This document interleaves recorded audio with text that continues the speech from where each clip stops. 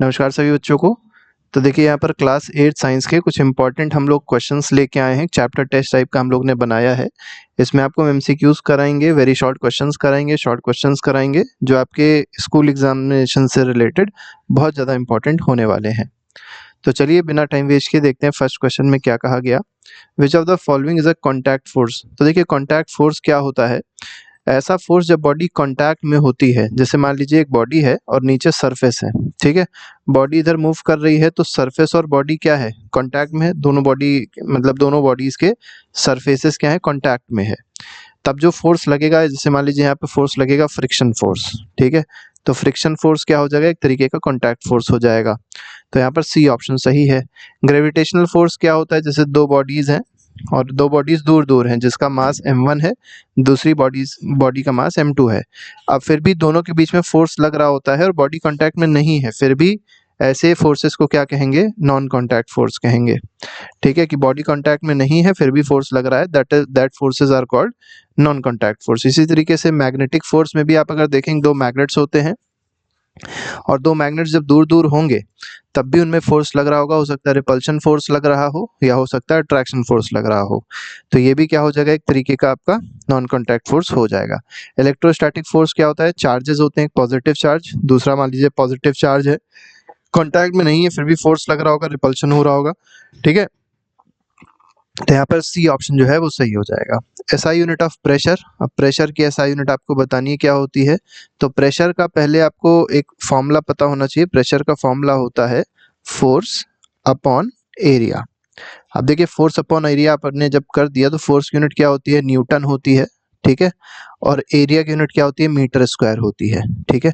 तो यूनिट क्या हो जाएगी प्रेशर की, न्यूटन पर मीटर स्क्वायर। अब आप देखिए यहाँ कहीं भी न्यूटन पर मीटर स्क्वायर नहीं दिया है। तो क्यों नहीं दिया है, क्योंकि न्यूटन पर मीटर स्क्वायर को एक और नाम दिया गया है क्या, पास्कल, ठीक है। तो इसलिए बी ऑप्शन इसमें सही हो जाएगा। न्यूटन किसकी यूनिट होती है, फोर्स की यूनिट होती है, ठीक है। वो जूल किसकी यूनिट होती है, एनर्जी की यूनिट होती है, याद रखिएगा इसको। और वॉट किसकी यूनिट होती है, पावर की यूनिट होती है। तो इस तरीके से आप क्वेश्चन को आसानी से अटेम्प्ट कर सकते हैं।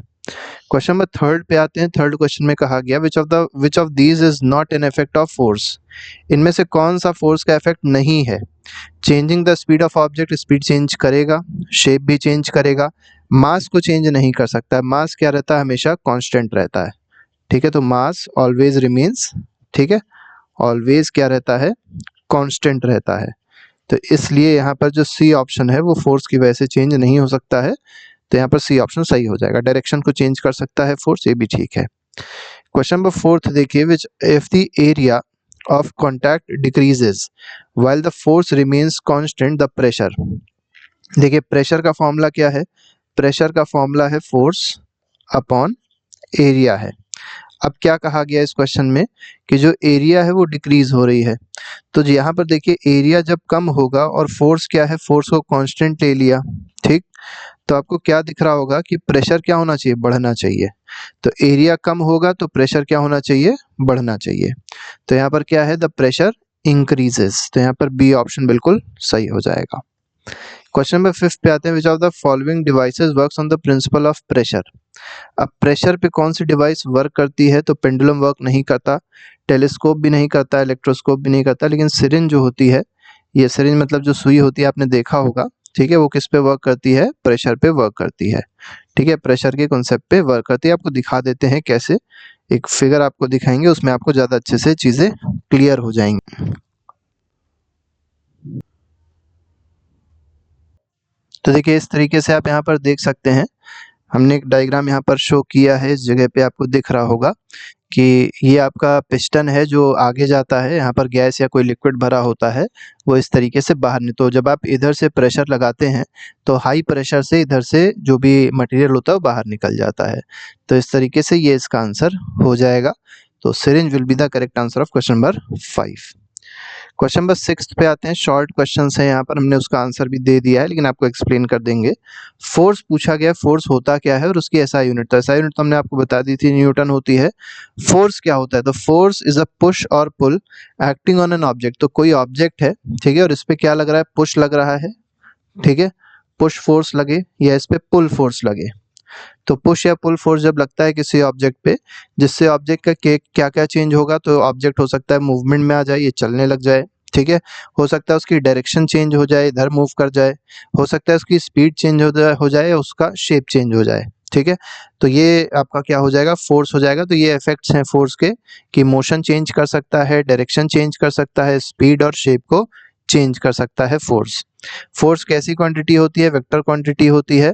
और वेक्टर का मतलब क्या होता है, वेक्टर का मतलब होता है कि ऐसी क्वांटिटी जिसके पास मैग्नीट्यूड भी होगा और साथ ही साथ डायरेक्शन भी होगी। तो फोर्स के पास दोनों चीजें होती है, इसलिए फोर्स को क्या कहते हैं, वेक्टर क्वांटिटी कहा जाता है। लेकिन अगर मान लीजिए प्रेशर आता, तो प्रेशर याद रखिएगा वेक्टर क्वांटिटी नहीं है, कैसी क्वांटिटी है, स्केलर क्वांटिटी है, ठीक है। स्केलर क्वांटिटी क्या होती है, जिसके पास केवल मैग्नीट्यूड होगा, मैग्नीट्यूड मतलब वैल्यू होगी, ठीक है, लेकिन डायरेक्शन नहीं होगा। प्रेशर का फॉर्मूला क्या होता है, फोर्स अपॉन एरिया होता है। तो इस तरीके से आप इसको डिफाइन भी कर सकते हैं कि फोर्स पर unit area is called pressure. अगला क्वेश्चन देखिए क्या कह रहा है, explain why we are not crushed under atmospheric pressure around us. अब जैसे मान लीजिए कोई पर्सन है, ठीक, और ये मान लीजिए अर्थ है, अर्थ पे कोई पर्सन खड़ा हुआ है।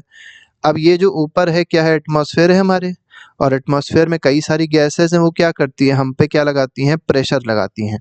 हर तरफ से क्या लगा रही है, हम पे प्रेशर लगा रही हैं। लेकिन हम लोग इस प्रेशर से क्रश नहीं हो पाते हैं, ये पूछा गया है क्यों, ठीक। तो देखिए आंसर में क्या दिया गया, we are not crushed under atmospheric pressure because the pressure inside our body. अब देखिए हम लोग की बॉडी के अंदर एक प्रेशर है जो बाहर की ओर एक्ट कर रहा है, और वो क्या कर देता है, इस प्रेशर को कैंसिल कर देता है या नल्लीफाई कर देता है, ठीक है। Balances the pressure from the air outside, मतलब जो हमारे बॉडी के अंदर का प्रेशर है, वो बाहर के एक प्रेशर को क्या कर देगा, न्यूट्रलाइज कर देगा या नल्लीफाई कर देगा। The air around us pushes on our body, but the liquid and gases inside our body push back with the equal force. तो बाहर से क्या कौन प्रेशर लगा रहा है, एयर, लेकिन अंदर से जो प्रेशर इसके अपोजिट डायरेक्शन में लग रहा है, वो हम लोग की बॉडी के अंदर जो फ्लूइड प्रेजेंट है, जो गैसेस प्रेजेंट है, वो लगा रही हैं। तो इस तरीके से वो नलिफाई हो जाता है, और जब बैलेंस हो जाएगा प्रेशर, तो हमारी बॉडी को कोई हार्म नहीं होगा। तो एयर प्रेशर जो बाहर से लग रहा होता है, या एटमॉस्फेरिक प्रेशर जो बाहर से लग रहा होता है, वो हमारी बॉडी को हार्म क्रिएट नहीं कर पाता है। अगला क्वेश्चन देखिए क्या कह रहा है, a wooden block is pushed with a force of 10 Newton on a table, ठीक है। तो एक वुडन ब्लॉक है, और इसमें क्या कहा गया कि एक वुडन ब्लॉक, ऐसे पहले एक डायग्राम बना लेते हैं, ठीक है। ये मान लीजिए आपका सरफेस हो गया, ये आपकी वुडन ब्लॉक हो गई। अब इसमें क्या कहा गया, 10 न्यूटन का फोर्स है, और वुडन ब्लॉक इज पुश्ड। अब यहाँ पर एक 10 न्यूटन का फोर्स मान लीजिए लग रहा है ऐसे करके, ठीक है। 10 न्यूटन के फोर्स से बॉडी पुश हो की जा रही थी, आगे पुश करी जा रही, तो हमने पुल बना दिया, ऐसे पुश करी जा रही है, इधर धक्का दिया जा रहा है बॉडी को। इट डज नॉट मूव, लेकिन वो मूव नहीं कर रही है, एक्सप्लेन व्हाई। तो क्यों मूव नहीं कर रही होगी, क्योंकि देखिए जो फ्रिक्शन फोर्स लग रहा होगा बॉडी, ये जो बॉडी है और ये जो सरफेस है, इन दोनों के बीच में जो फ्रिक्शन फोर्स लग रहा होगा, हो सकता है ये इसकी वैल्यू 10 न्यूटन से ज़्यादा हो, और 10 न्यूटन से ज़्यादा होगी, इसी वजह से बॉडी आगे खिसक नहीं पा रही है। जब ये जो फोर्स लग रहा था 10 न्यूटन का, जब ये फ्रिक्शन फोर्स से ज़्यादा हो जाएगा, तभी बॉडी आगे जा सकती है। तो वही दिया गया है, the wooden block does not move because the force of friction between the block and table opposes the applied force of 10 Newton. और है क्या कि फ्रिक्शन फोर्स जो है, ठीक है, फ्रिक्शन फोर्स जो है वो ग्रेटर है, ठीक है। किससे ग्रेटर है, फोर्स अप्लाइड, जो अप्लाइड फोर्स है उससे ज्यादा है फ्रिक्शन फोर्स, तो वो बॉडी मूव नहीं कर सकती है। Friction force is a force that acts in opposite direction to the motion. जैसे बॉडी जब इधर मूव करती है राइट की तरफ, तो फ्रिक्शन फोर्स लगता है लेफ्ट की तरफ, अपोज करता है मोशन को। In this case the frictional force is equal to और ग्रेटर देन 10 न्यूटन। देखिए बताया गया, या तो 10 न्यूटन के बराबर होगा या 10 न्यूटन से ज्यादा होगा फ्रिक्शन फोर्स, इसी वजह से बॉडी मूव नहीं कर पा रही है। Until the applied force becomes stronger than maximum frictional force, the body will remain stationary. अब जैसे मान लीजिए जो फ्रिक्शन फोर्स लग रहा है बॉडी में, वो मान के चलते हैं 15 न्यूटन का होता, ठीक। तो हम लोग को कितना फोर्स लगाना पड़ता जिससे बॉडी आगे मूव कर जाए, तो 15 से थोड़ा ज्यादा लगाना पड़ता। तो इस तरीके से ये आप क्वेश्चन अटेम्प्ट कर सकते हैं। अब देखिए लॉन्ग क्वेश्चन में क्या कहा गया है, दो क्वेश्चन हम लोग लॉन्ग के भी लिए हैं, मेनली 4 या 5 नंबर में पूछे आते हैं स्कूलों में। Explain with an example how liquid exerts pressure on the walls of container.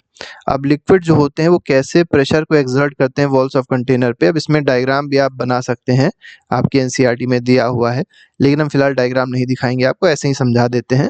Liquid exert pressure on the walls of their container because, यहाँ से आप स्टार्ट कर सकते हैं क्यों कंटेनर पे प्रेशर एक्सर्ट करता है।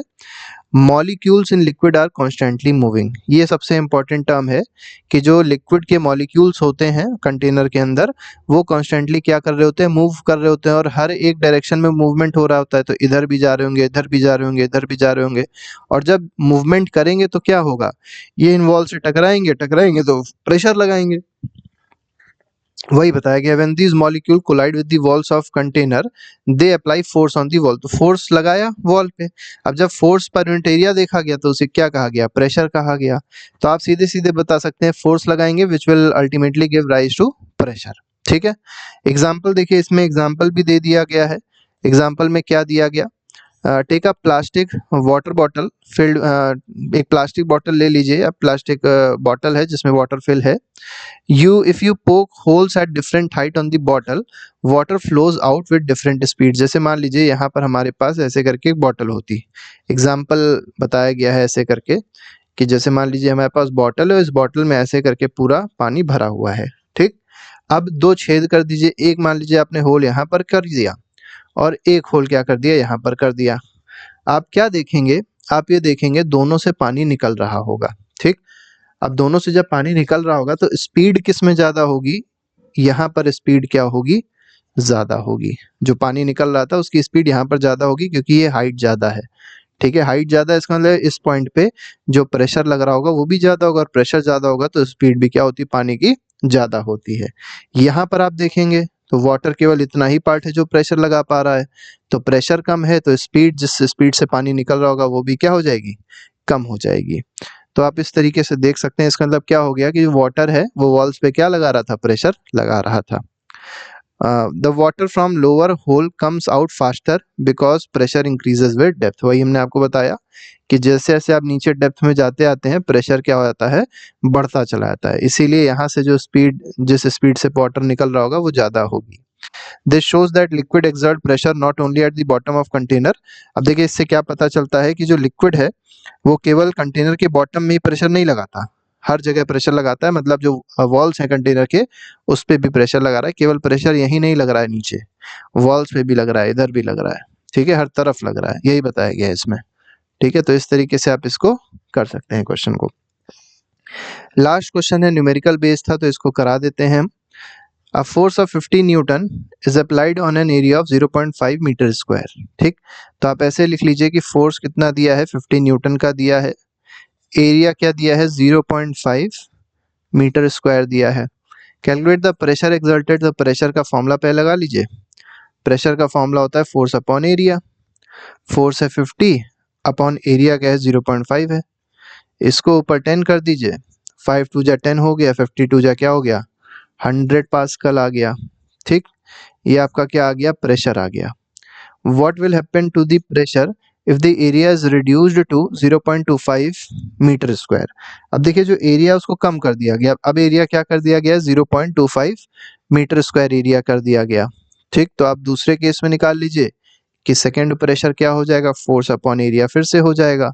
अब फोर्स कितना है, फोर्स उतना ही है, 50 न्यूटन का ही है, लेकिन एरिया क्या कर दिया गया, 0.25 का कर दिया गया है। 0.25 हटाइए, ऊपर 100 लिख दीजिए, 25 4 100 होता है, 50 4 200 पास्कल होता है। तो इस तरीके से सारे क्वेश्चन आपके हो जाएंगे। तो ये हमारे पास एक नया वीडियो था जो हम लोग ने डिस्कस किया, नए क्वेश्चंस थे जो डिस्कस किए। इसके अलावा और कई सारे क्वेश्चंस हैं जो पहले से ही प्लेलिस्ट में लगा दिए गए हैं, जिसमें एमसीक्यूज मिल जाएंगे आपको और चैप्टर के नोट्स भी मिल जाएंगे। उसको आप जाके देख सकते हैं और अपने चैप्टर का रिविजन अच्छे से कर सकते हैं। अभी के लिए फिलहाल नहीं, thank you very much, good bye, जय हिंद।